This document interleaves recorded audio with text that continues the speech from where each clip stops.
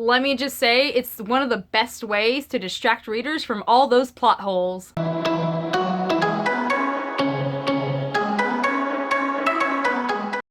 Hello everyone, and welcome to my channel. I'm Ian Chaffin, author of a lot of books.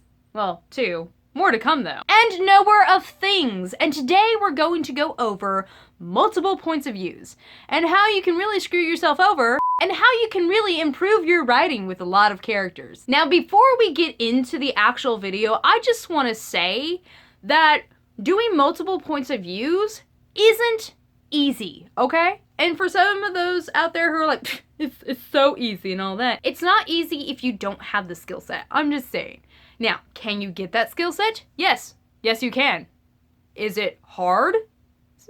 Yeah, it depends on the person, but yeah, pretty much. So don't go beating yourself up if you can't do a multiple point of view story when you don't even know how to do it. So just breathe, calm down. It may take you a while, but it's better than going, I don't like it, and throwing your book out the window, literally. When it comes to short stories, I like pretty much one person and all that, but that's just my preference. But when it comes to novels, I think you can gain so much by having different characters, whether that's 2 points of views, 3. I haven't done one with 4, 5, 6, 7, 8, 9, 10. You know, I'm not George R.R. Martin, just saying. One of the best things about multiple points of view, though, is that you can expand the story of your novel. You can grow your world. You can see different characters from different points of view, and it's so amazing and great and spectacular. Like, oh my goodness. But to go along with that are the drawbacks. If you have multiple points of view, you have more people you have to deal with. If you have multiple points of view, you have more work to do. Think of one story and one point of view. Think of how you wrote it and all that, or maybe, you know, if you haven't wrote it, just imagine it, right? Of how hard it is to develop the characters, the setting, everything that's happening in the story, and then times it by how many characters you want as a point of view character. Do you want 2 points of view? 3, 4, 5? Multiply it by that. That's roughly how hard it's going to be, especially if this is your first time trying to accomplish this. So yeah, it's gonna be hard. I'm not gonna lie to y'all. I'm not gonna be like, oh, it's so easy, oh my goodness. Because that'd be lying, and I don't like to lie. At least not to you all. My family's another thing. But I also don't want to scare you off from trying and attempting multiple points of view. And of course, this is why I'm here with this video. I want to give you all the best knowledge I have of the subject and to help you grow and all that, and maybe even discover something new. So yeah. Let's get into it. So with Loading Life, I had 2 main points of views. Hero Leander and Annie Mae Fields.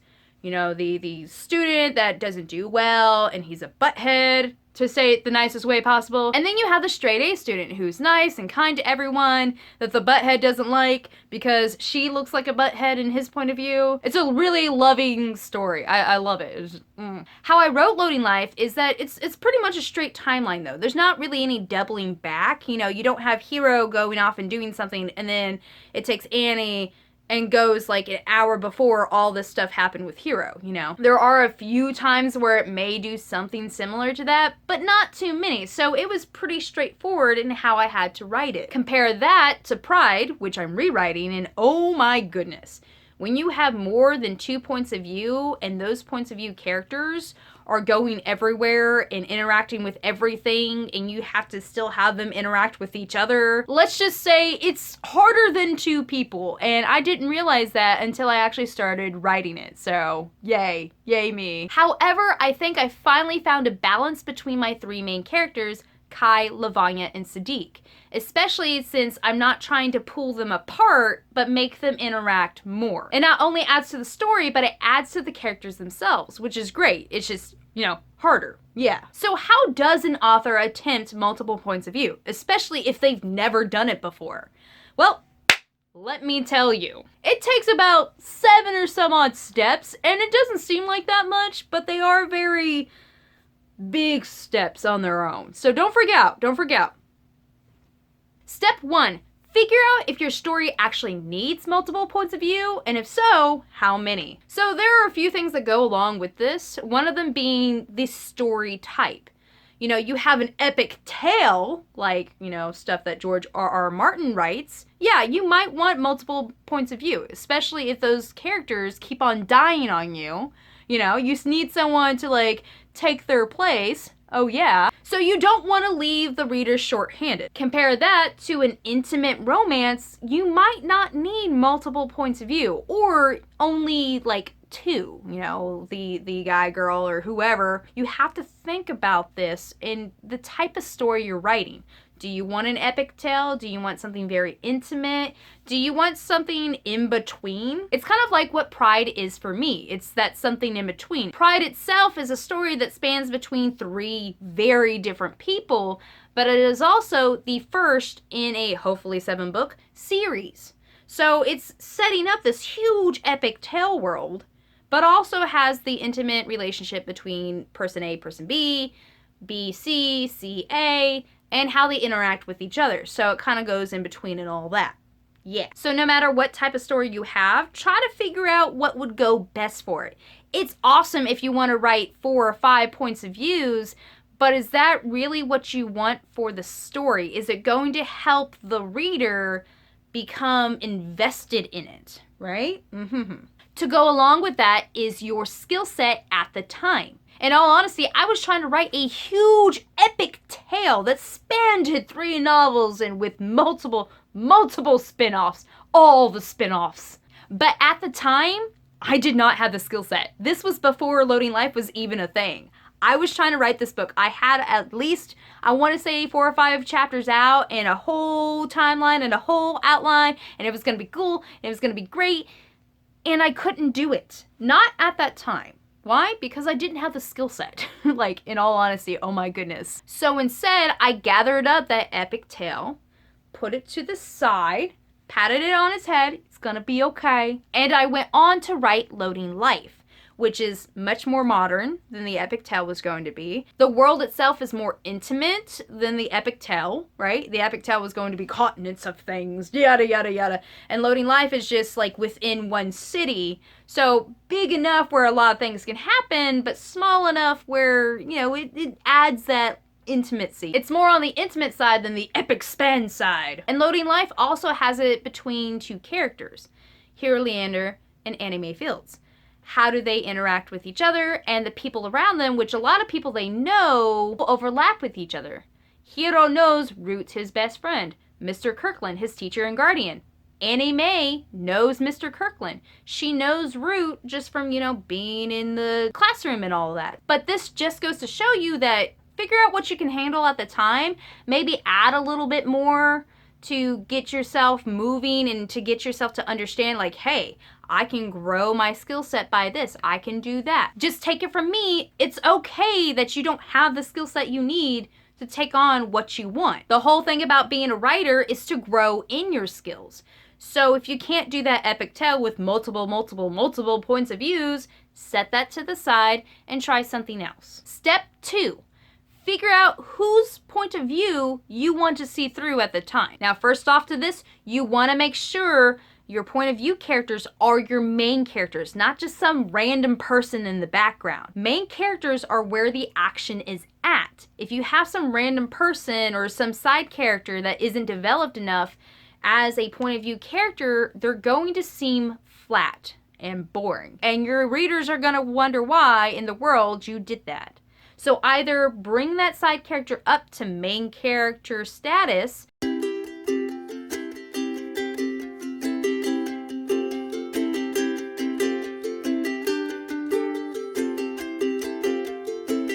and develop them a lot more than what you would have done, or don't use them at all. For a random example, Romeo and Juliet.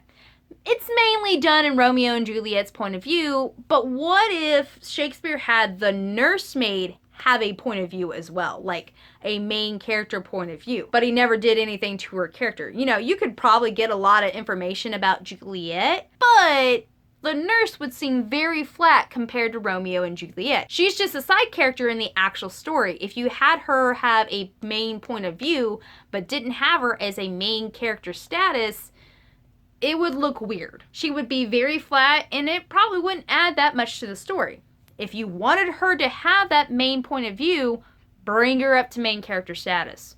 Fill her out more, do all that loveliness. You also need to think about the main characters that can bring more to the story. Now, what if you have about 5 main characters, but you only really want 2 or 3 of them to be the main point of view? You have to ask yourself, who's gonna bring the best part of the story to life? Who's going to make the reader go, oh my gosh, this is amazing? Step 3, figure out if your novel is going to be first person, third person, or any person. Before you take on the entire writing process of the novel, you need to know which one you're going to do. Why? Because it's gonna affect how you set up each chapter and each scene. Now, you can take like a chapter and write it in first person and then write it in third person and see which one makes you feel better and then go with the one that makes you feel better and all that, yeah? So no matter if you do first person or third person, once you figure that out, you're gonna be able to figure out how you're gonna set up your multiple points of view throughout the chapters, throughout the scenes, and all that loveliness. For example, I have a chapter in Pride that starts with Kai's point of view, and then in the middle of the chapter, it flips to Sadiq's point of view. How I write it, since it's in third person, you know, you have the word Kai, da-da-da-da-da, and then when it skips to Sadiq's point of view, it goes Sadiq, da-da-da-da-da, right? It doesn't actually say da-da-da-da-da, though. Just saying. However, in the Matched series, which is a very beautiful series, by the way, it's all in first person with the second and third books having multiple points of view, and it's really done very well. In the first book, it's just Kasha's point of view. However, in the second book, it's Kasha and Kai's point of view. A different Kai, by the way, not my Kai, a different one. Mine's a girl, and short. But it starts out with chapter 1, Kasha, yada yada yada. And then it goes chapter 2, Kai, yada yada yada. She has them separated by chapters, which is a very good way to do first person if you're gonna have multiple points of view. I love it, yes. Step 4, get to know your characters. So this is true no matter what point of view or what story you're going to do. You need to get to know your characters to make them seem believable and to understand why they do the things they do. For example, if I have Kai going up to some boy and kissing him, that is not in Kai's personality whatsoever. So is she being taken over? Is she drunk? Which I hope she isn't because she's underage. How dare she? So if Kai does something like that, goes up and kisses a person, why? You have to have that explanation. Because from the beginning, I've already set up Kai doesn't do stuff like that. And of course, you have to understand why your characters don't do something like that. Figure out their backstory, write a flash fiction or a short story just about them. You could also do interviews with your characters, like, just write down like, okay, Kai, do you like peanut butter and jelly sandwiches? And Kai would be like, why does it matter? It's food. Or she might be like, no, it's not organic enough, depending on her character, right? You can also do character profiles, which I know people love to do, especially if they're into D&D or anime in general. But you really have to figure out how your characters act and interact and react to certain topics, certain people, and all that. And in the end, it'll make your characters seem less flat, and it'll make your whole story seem even better because you have a nice, well-rounded character.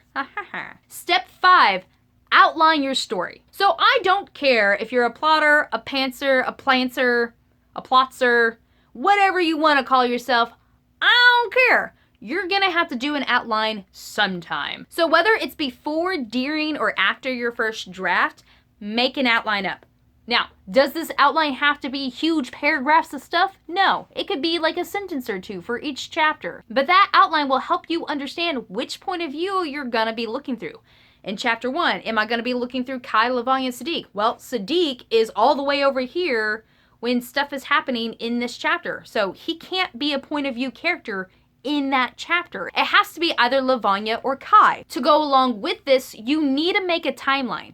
Now, this thing, oh my goodness, if you make a timeline, there is less chance of you having plot holes, like in all honesty. The point of a timeline is to make sure what happens when, right? We've all seen it in history class. We've all seen it throughout our lives. So why not actually use it when you're writing your book? You can even have the outline and the timeline in the same document. You know, you don't have to have two separate documents. But knowing what happens and knowing when it happens will help you figure out who's going to be your point of view character in that specific place. Step 6, play the scene in your head, then on the page. Now, what do I mean by this? I mean, think it out before you actually write it. The fun part, the scary part, the you can't really avoid it no matter what you write part is that stories can be written in so many ways, it's ridiculous. In all honesty, I could add or take away from the characters I have in Pride who are the main points of view characters. I could make it a more intimate story between Lavanya and Sadiq if I didn't have Kai being a main point of view character.